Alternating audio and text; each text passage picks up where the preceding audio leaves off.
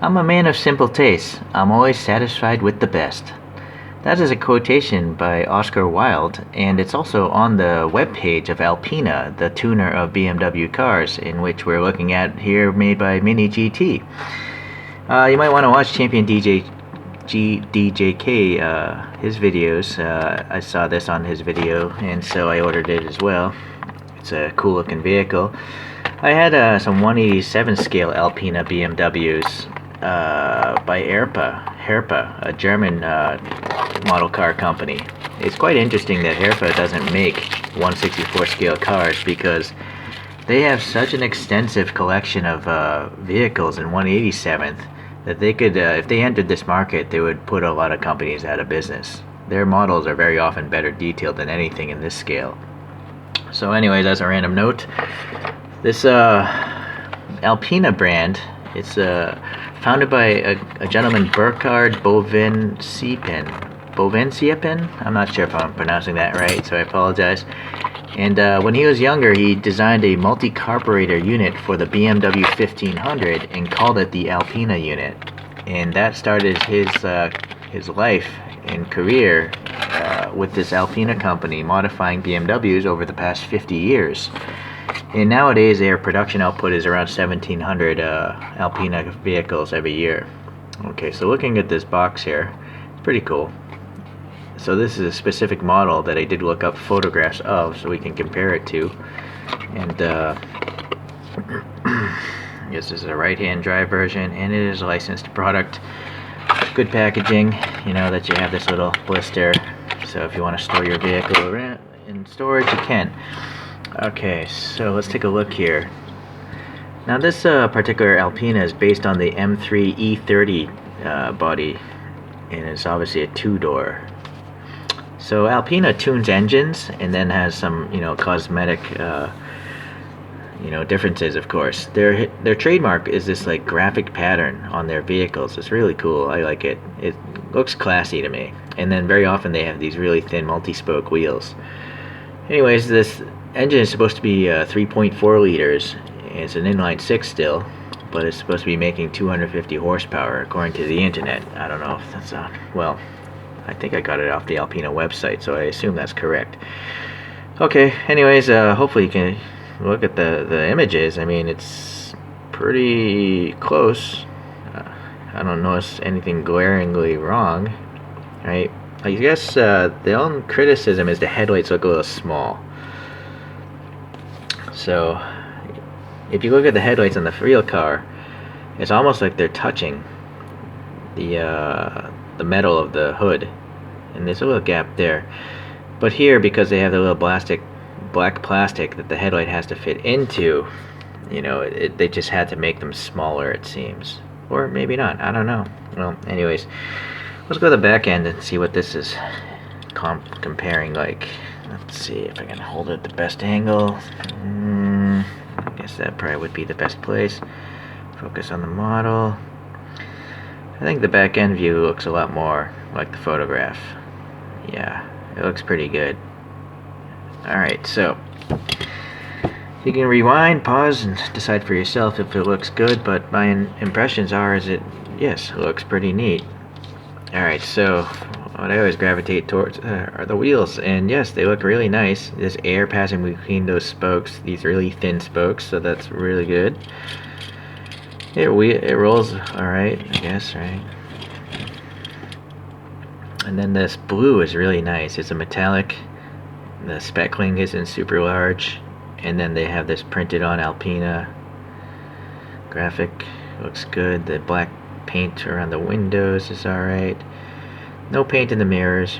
But what's nice is they're recessed. If you took like a paint marker or a silver marker, you could probably paint that pretty easily yourself because the tip itself won't fall off the edge. It'll be trapped. Okay, so yeah, again, the front end, yeah, the headlights, it's nice that they're plastic, just wish they were a tiny bit bigger. Okay, we got a little silver paint on the kidney grill there. BMW logo is, let's see if it's legible, like the BMW part. Nah, unfortunately it's not legible. It's an indication. And it also seems a tiny bit large. Okay.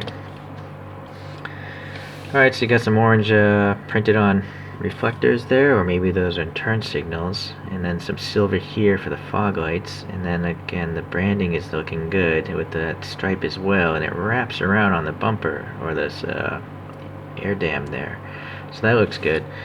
The vents here, there's some depth to them, and they're painted black, so that's good. Alright, this side, well, hopefully I can just flip that tire around. You know, this tire's a little jacked up, but I'm sure I can flip it. Alright, so now I'm noticing the door handle has some black paint, and it actually is recessed on the bottom half, so that's very realistic. Yeah, these taillights are looking great. You know, thick plastic and a nice break between the backup lights and the turn signals. Looks good. It's nice to see some sort of graphic on the license plate. And then we do have three-dimensional exhaust tips, a little bit of depth to them. Okay.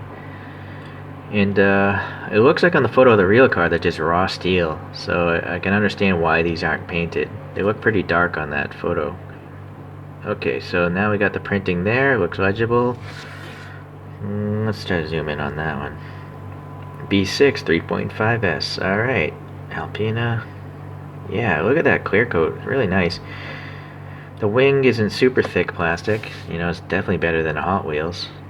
So, well, I think this is a pretty recent casting, so I think they're getting better. I usually complain about the thick defroster lines I see on MiniGTs, but maybe they've heard some chatter on the, you know, comment sections and forums or whatnot, but I can actually see some of the interior through those, so this is good. Much better than some of the ones I've gotten in the past. Unfortunately, you know, molded windows, you got a distortion. You can't really see the dental pick through two pieces, and then it's a black interior, so I'm not gonna see a great amount of detail with the naked eye. Yeah, obviously there's some details in there, but the distorted windows are really messing it up. Okay, well, that's too bad. For the price, though, excuse me, for the price, I'm okay with it. I do really wish they would, you know, save a little area or print on what the model is. Alright, so future generations of collectors can know what this vehicle is if someone loses the packaging. What is great though is the screwed together base, so you could easily go and paint that interior if you want, so that's good to know. And then the tires, yeah, they seem alright, you know, nice little tread. Although this axle, of course. Okay, well, it doesn't bother me so much. Anyway, so it's a great model. I highly recommend it. MiniGT is still one of my favorite brands, just based on the fact that the detail is good enough and they're not overpriced. So that's my general synopsis of this brand. Okay. Now sadly, I don't really have many BMWs. I might be mistaken, but I'm pretty sure this is only my second model to enter my collection. My very first one is the Kyosho M1. And I have a video on this somewhere, you can just do a search for it. So naturally, yeah, it's really kind of weird to put those next to each other.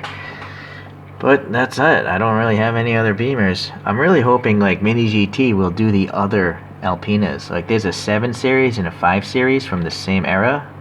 5 is too close, but a 7 series with this Alpina, you know, casting would be fantastic. I think. I mean, because that's a luxury yacht, right? It's a pimped out luxury yacht, German style. Okay, so anyways, I guess I'm rambling on, and I shall have to call it a day here. And so thanks for watching.